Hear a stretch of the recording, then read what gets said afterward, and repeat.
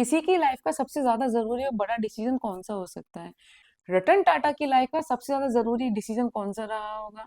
शाहरुख खान की लाइफ का, प्रियंका चोपड़ा की लाइफ का, एमएस धोनी की लाइफ का या बिल गेट्स की लाइफ का? आपको ऐसा लगता है इन्होंने कभी कोई गलती नहीं करी होगी? इनका कोई डिसीज़न गलत नहीं हुआ होगा? और अगर डिसीज़न गलत हुआ भी है, फिर भी ये लोग इतने सक्सेसफुल बने। क्यों? क्योंकि इन्होंने अपने एक डिसीज़न से जो सबक लिया, वो गलती दोबारा नहीं करी। इसी के ऊपर आज हम बात करने वाले हैं कि कैसे डिसीज़न लेना ज़्यादा ज़रूरी है, बिना ये सोचते हुए कि अगर गलत हो गया तो मेरा क्या होगा?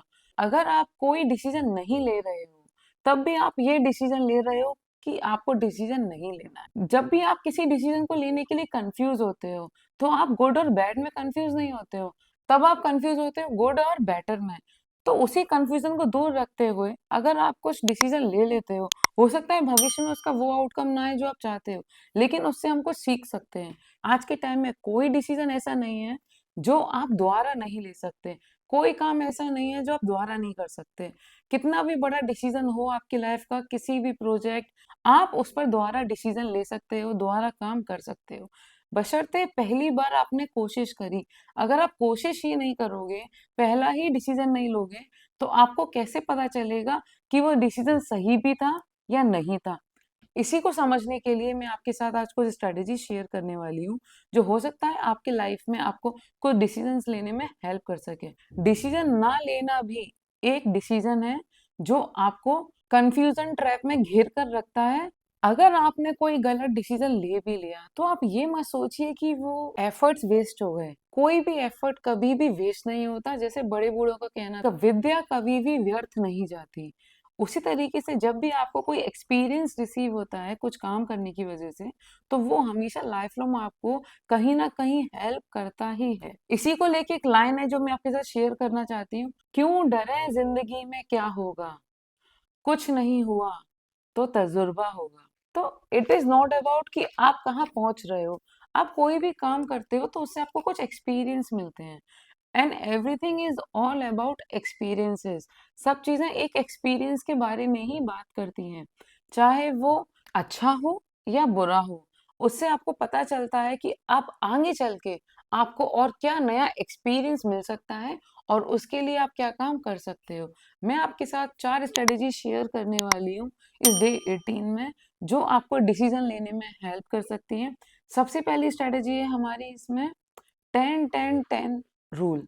ये सोचिए अगर मैंने आज ये डिसीजन लिया, मैं 10 दिन बाद खुद को मुझे कैसा महसूस होगा, 10 महीने बाद मुझे कैसा महसूस होगा और 10 साल बाद मुझे कैसा महसूस होगा। अगर आपको उससे कॉन्फिडेंट आता है कि हाँ, मुझे अच्छा लग रहा है आज ये डिसीजन लेने से कि मुझे 10 साल तक की भी विजिबिलिटी इससे दिख रही है, तो बिना सोचे समझे उस डिसीजन को कंटिन्यू करिए। दूसरी स्ट्रेटेजी आती है आपके लिए 3 मिनट रूल। थर्ड स्ट्रेटेजी आती है 3 मिनट रूल। कभी-कभी छोटे-छोटे डिसीजन से बहुत टाइम ले लेते हैं, तो एक टाइमर लगाइए 3 मिनट्स का, वो 3 मिनट के अंदर वो डिसीजन लीजिए, नहीं ले पा रहे हैं तो उस बात को हटा दीजिए। उसको भविष्य के लिए नहीं टालिए कि मैं भविष्य में इस बारे में सोच लूँगा, क्योंकि जब हम ऐसा करते हैं तो बहुत बार वो बात आई गई हो जाती है। तीसरी स्ट्रेटेजी है वर्स्ट केस क्लैरिटी। यही सोच लो कि अगर मैं इसमें फेल हो गया तो क्या होगा? क्या मैं इसको हैंडल कर पाऊँगा? बहुत बार आपको आंसर मिलेगा हाँ, क्योंकि आपके अंदर खुद वो क्षमता होती है कि आप उस चीज़ को हैंडल कर सकते हो। तो जब हम वर्स्ट केस सिनेरियो सोचकर चलते हैं, तो हमें पहले ही पता होता है कि और ज़्यादा से ज़्यादा बुरा क्या होगा। तो हम मेंटली रेडी होते हैं और हम उसी के अकॉर्डिंग अपने एफर्ट्स को कर रहे होते हैं। फोर्थ स्ट्रैटेजी है फर्स्ट स्टेप टेक्निक। सिंपली एक पहला स्टेप उस काम की तरफ ले लीजिए। जब आप एक पहला स्टेप ले लेते हो तो चीज़ें शुरू हो जाती हैं और जब कोई चीज़ शुरू हो जाती है तो हमारा दिमाग उस चीज़ में फँस जाता है कि ये इसको कंप्लीट करना है, ये काम तुमने शुरू किया था। तो जब भी कोई काम करना चाहते हो आप एक स्टेप ले लीजिए, फिर अपने आप आपका मोमेंटम बन जाएगा। अंदर से आवाज़ आएगी कि आपको ये काम करना है या नहीं करना है। लेकिन बीच में मत फँसिए, क्योंकि जब हम बहुत बार अपने आप को बीच वाली सिचुएशन में रख लेते हैं, हमें लेटर ऑन रियलाइज़ होता है कि वो टाइम हमने वेस्ट कर दिया, हमें तब ये डिसीज़न ले लेना चाहिए था।